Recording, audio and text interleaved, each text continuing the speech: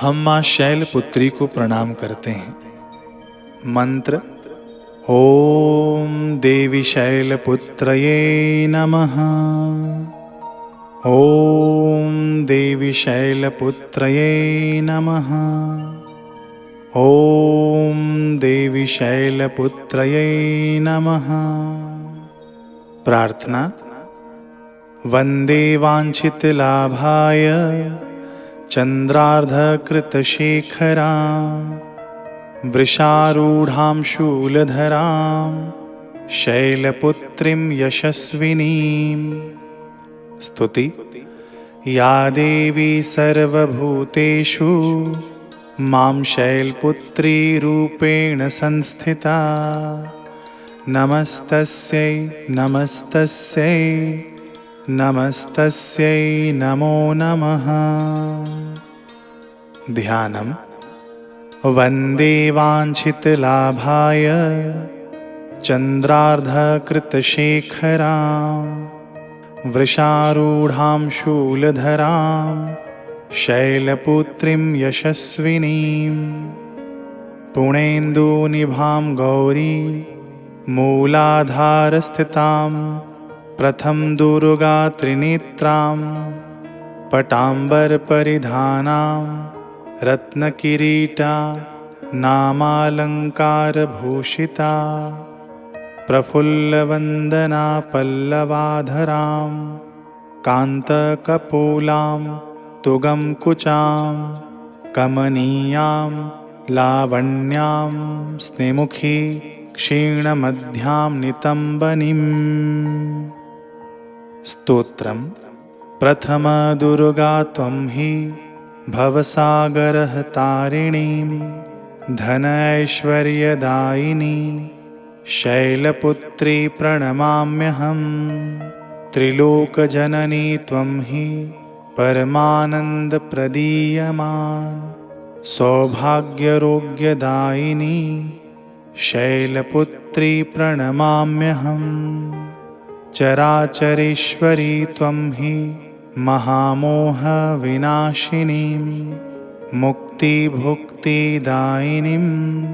शैलपुत्री प्रणमाम्यहम्।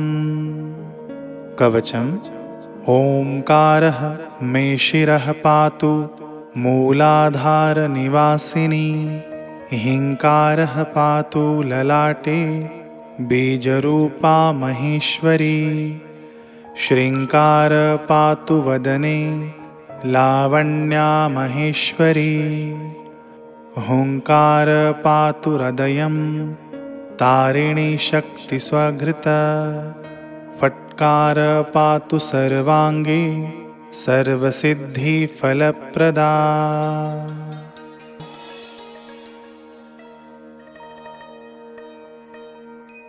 हम माँ ब्रह्मचारिणी को प्रणाम करते हैं। मंत्र: ओम देवी ब्रह्मचारिण्यै नमः। ओम देवी ब्रह्मचारिण्यै नमः। ओम देवी ब्रह्मचारिण्यै नमः। प्रार्थना: दधानाकर पद्माभ्याम् अक्षमाला कमण्डलू देवी प्रसीदतु मयि ब्रह्मचारिण्यनुत्तमा। स्तुति: या देवी सर्वभूतेषु मां ब्रह्मचारिणी रूपेण संस्थिता। नमस्तस्यै नमस्तस्यै नमस्तस्यै नमो नमः। ध्यानम्: वन्दे वाञ्छितलाभाय चन्द्रार्धकृतशेखरां जपमाला कमण्डलूधरा ब्रह्मचारिणी शुभां। गौरवर्णा स्वधिष्ठानस्थिता द्वितीय दुर्गा त्रिनेत्रां धवलपरिधाना ब्रह्मरूपा पुष्पालङ्कारभूषिता। परं वन्दना पल्लवाधरां कान्तकपोलापीन पयोधरां कमनीया लावण्यं स्मरे मुखी निम्ननाभिनितम्बनीम्। स्तोत्रम् तपश्चारिणी त्वं हि तापत्रयनिवारिणीम्। ब्रह्मरूपधरा ब्रह्मचारिणी प्रणमाम्यहम्। शङ्करप्रिया त्वं हि भुक्तिमुक्तिदायिनी। शान्तिदा ज्ञानदा ब्रह्मचारिणी प्रणमाम्यहम्। कवचम् त्रिपुरा मे हृदयं पातु, ललाटे पातु शङ्करभामिनी। अर्पण सदा पातु, नेत्रो अर्धरी च कपोलो। पञ्चदशी कण्ठे पातु, मध्यदेशे पातु महेश्वरी। षोडशी सदा पातु, नाभो गृहो च पादयो। अङ्गः प्रत्यङ्गः सततः पातु ब्रह्मचारिणी।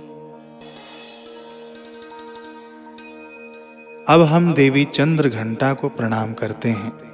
मंत्र ओम देवी चंद्रघंटायै नमः। ओम देवी चंद्रघंटायै नमः। ओम देवी चंद्रघंटायै नमः। प्रार्थना पिंडज प्रवारूढ़ा चंडकोपास्त्रकैर्युता। प्रसादं तनुते मह्यं चंद्रघंटेति विश्रुता। स्तुति या देवी सर्वभूतेषु मां चंद्रघंटारूपेण संस्थिता।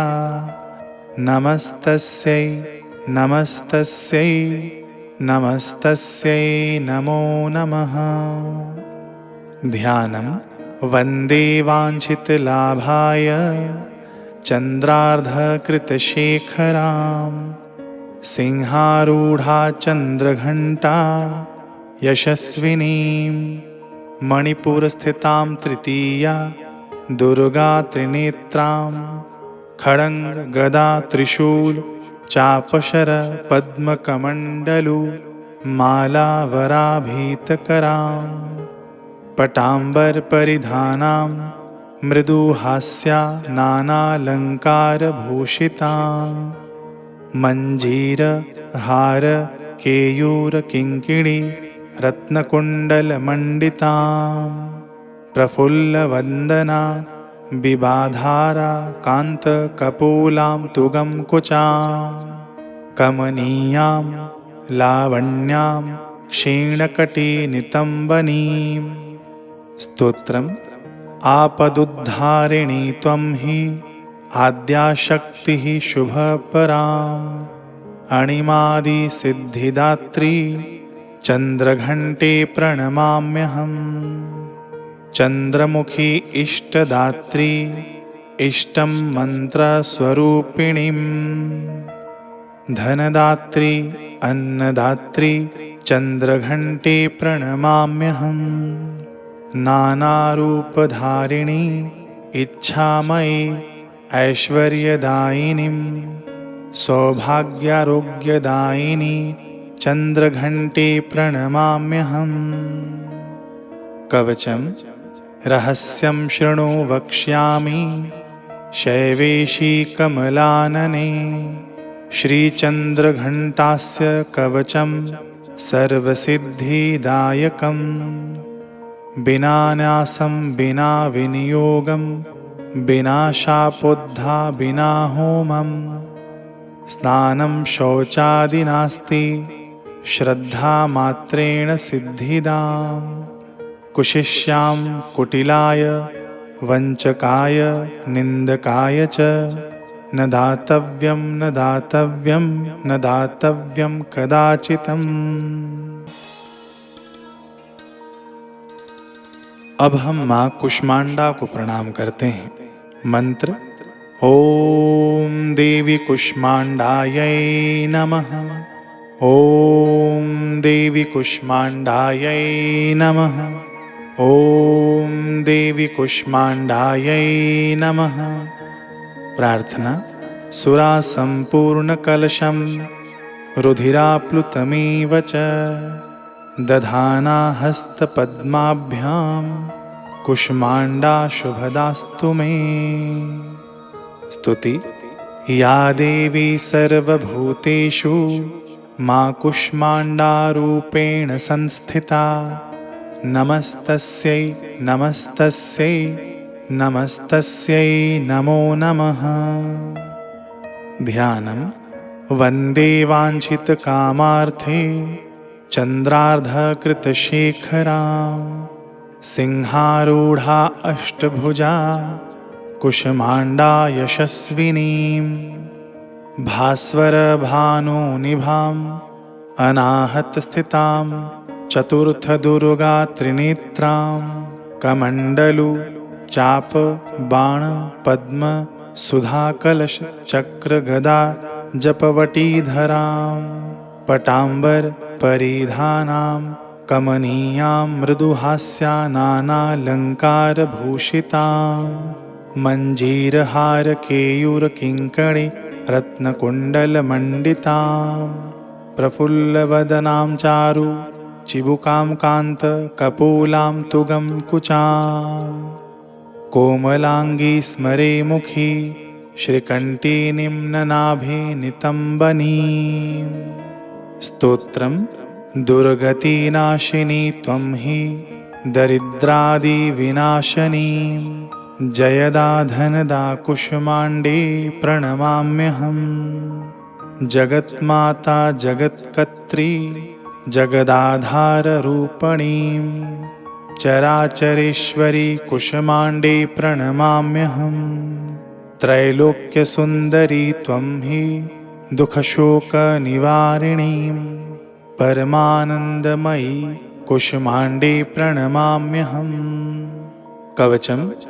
हंसरे मे शिरः पातु कुष्माण्डे भवनाशिनीं हसलकरीं नेत्रे च हसरौश्च ललाटकम् कौमारी पातु सर्वगात्रे वाराही उत्तरे तथा पूर्वे पातु वैष्णवी इन्द्राणी दक्षिणे मम दिग्वदिक्षु सर्वत्रैव कूं बीजं सर्वदावतु।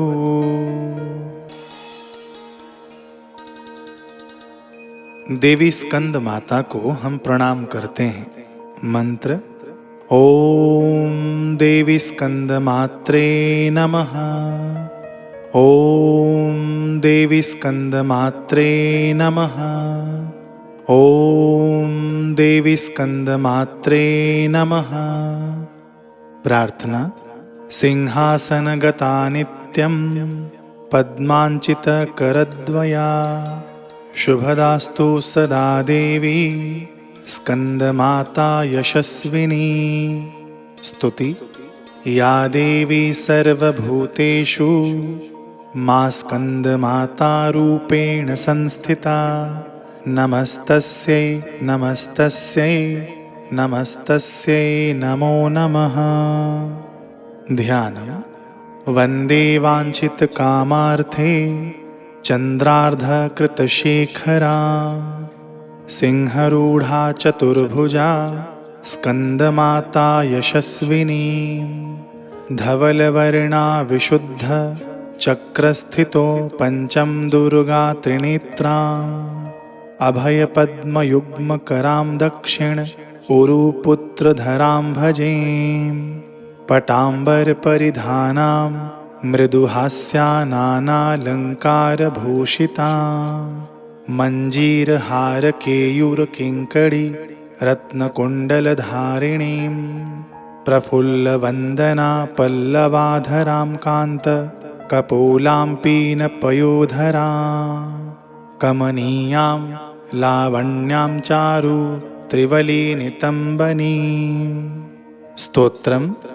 नमामि स्कन्दमाता स्कन्दधारिणीं समग्रतत्त्वसागरं पार गहरां शिवा प्रभा समुज्ज्वला स्फुच्छशागशेखरां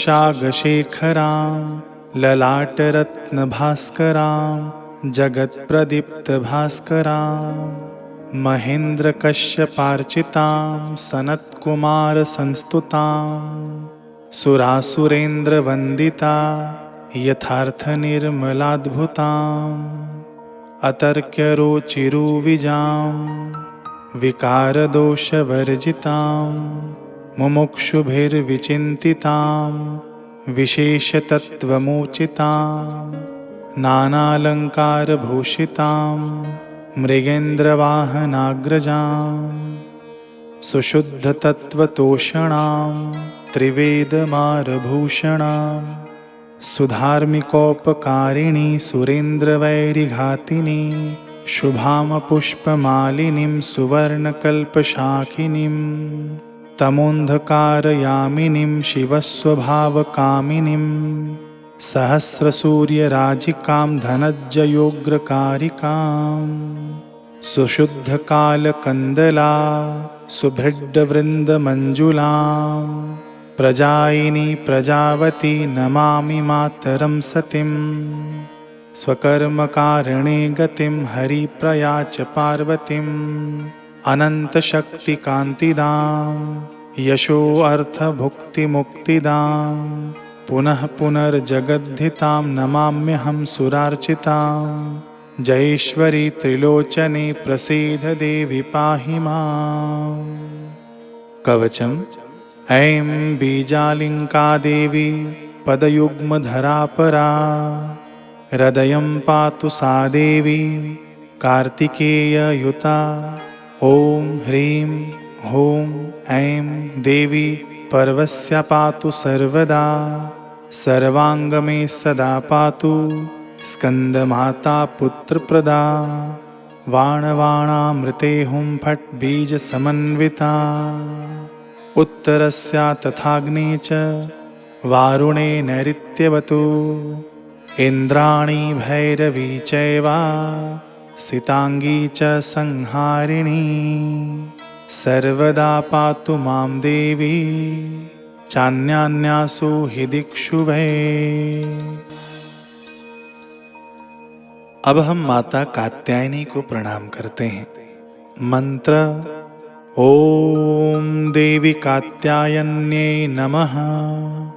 ओम देवी कात्यायन्यै नमः। ओम देवी कात्यायन्यै नमः।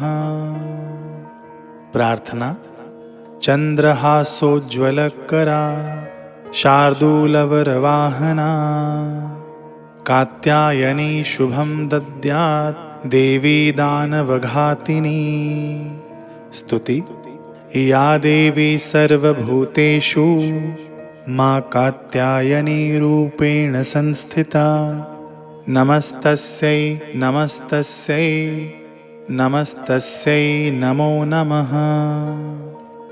ध्यानम् वन्दे वाञ्छित मनोरथार्थ चन्द्रार्धकृतशेखरां सिंहारूढा चतुर्भुजा कात्यायनी यशस्विनीं स्वर्णवर्णा आज्ञाचक्र स्थितां षष्ठं दुर्गा त्रिनेत्रां वराभीतकरां शगपधरां कात्यायनसुतां भजामि पटाम्बरपरिधानां स्मरे मुखि नानालङ्कारभूषितां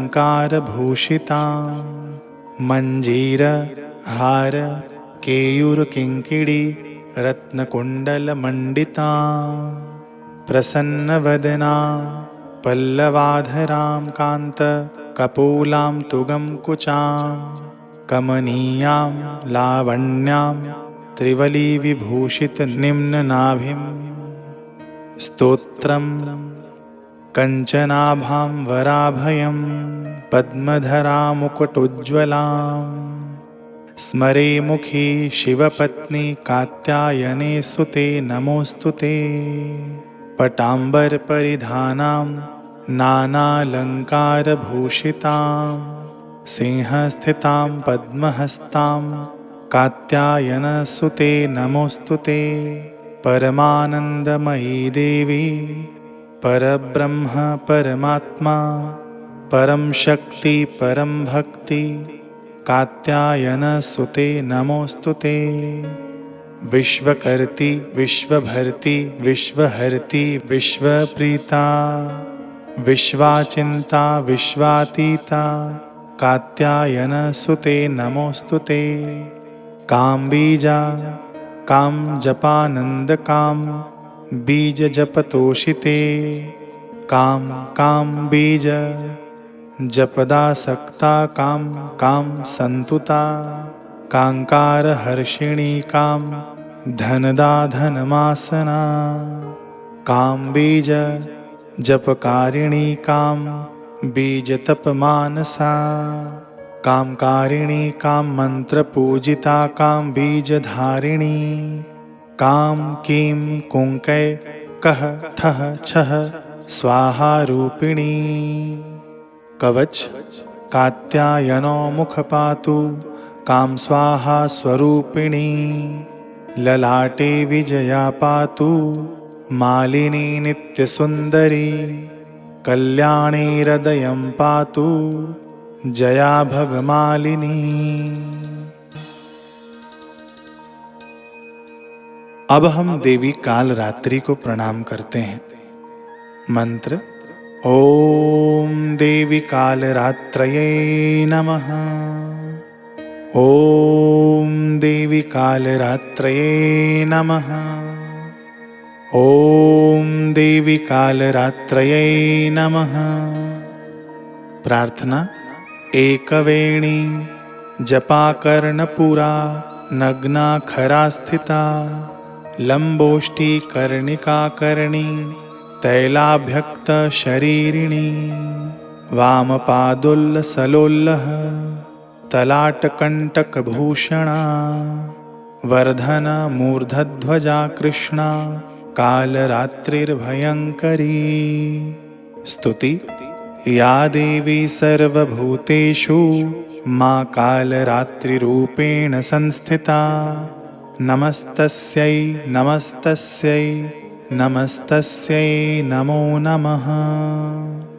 ध्यान करालवन्दनाघोरां मुक्तकेशी चतुर्भुजां।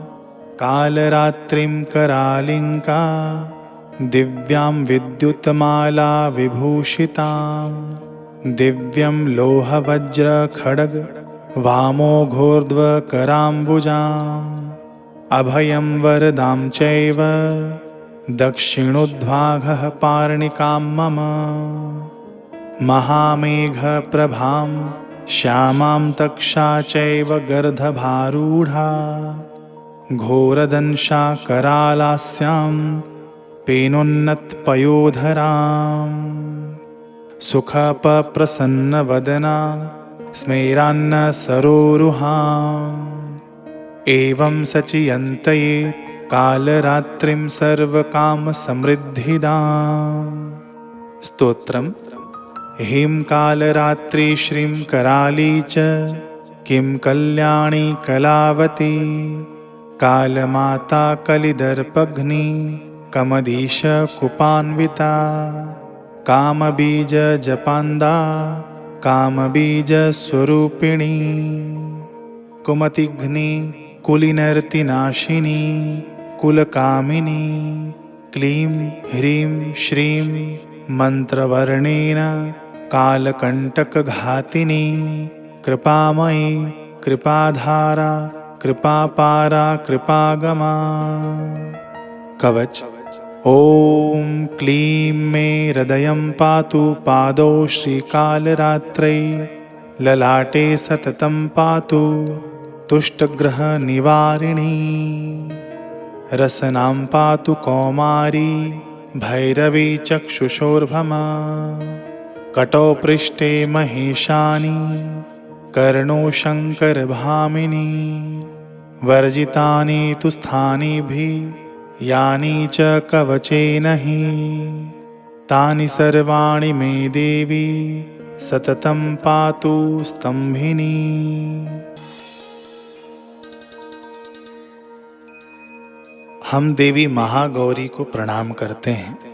मंत्र ओम देवी महागौर्यै नमः।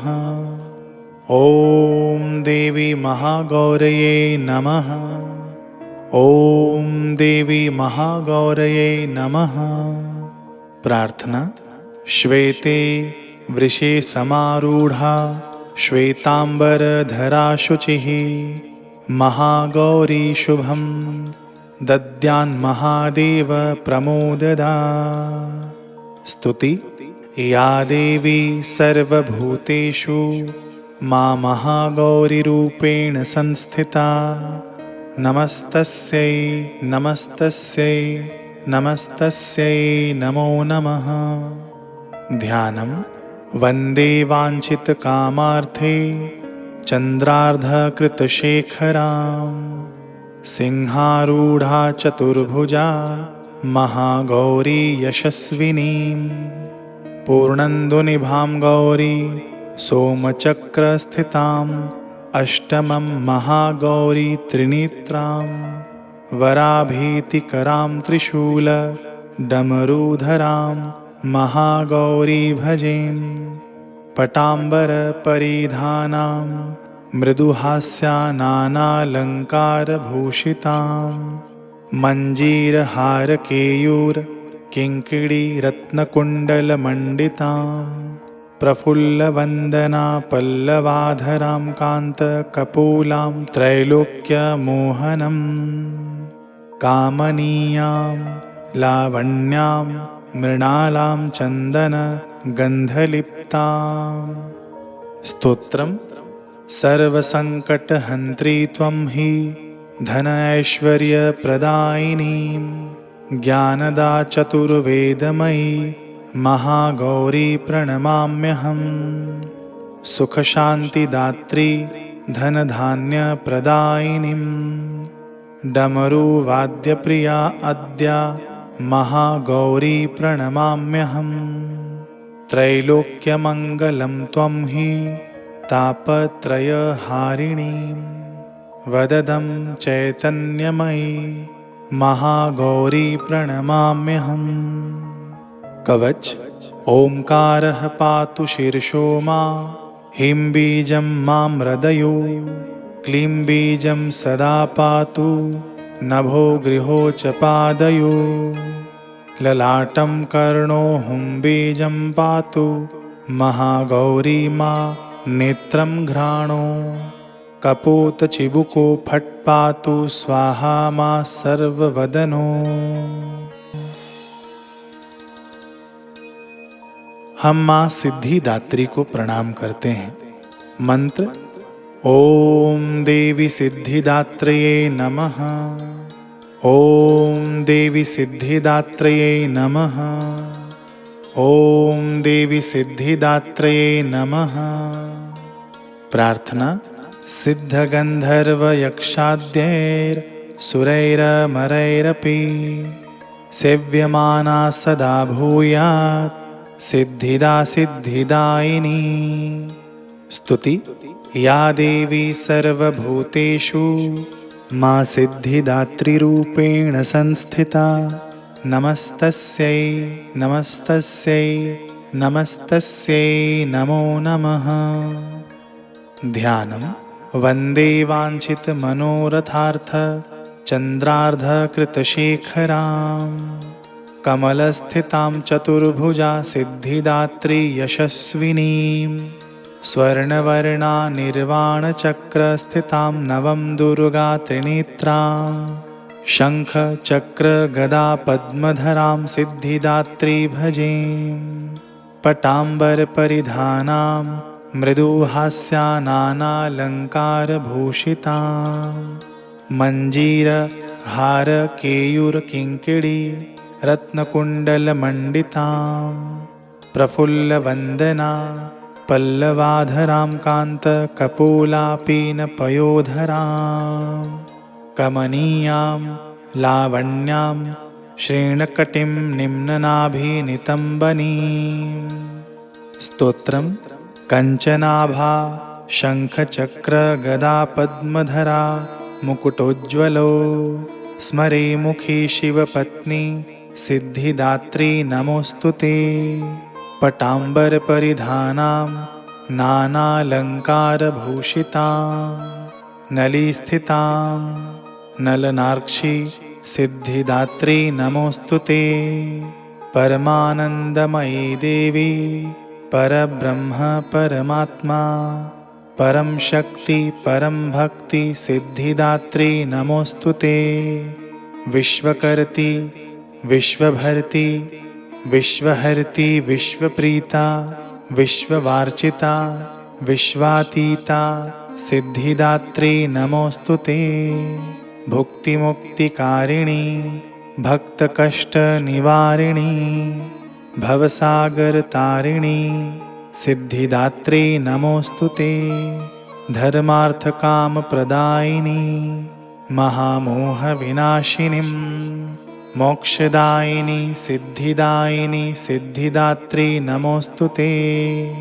कवच ओंकारः पातु शीर्षो माम् ऐं बीजं मां हृदयो ह्रीं बीजं सदा पातु नभो गृहो च पादयो ललाटकर्णो श्रीं पातु क्लीं बीजं मा नेत्रं घ्राणो कपोलचिबुको हसौ पातु जगत्प्रसूते मा सर्ववदनो।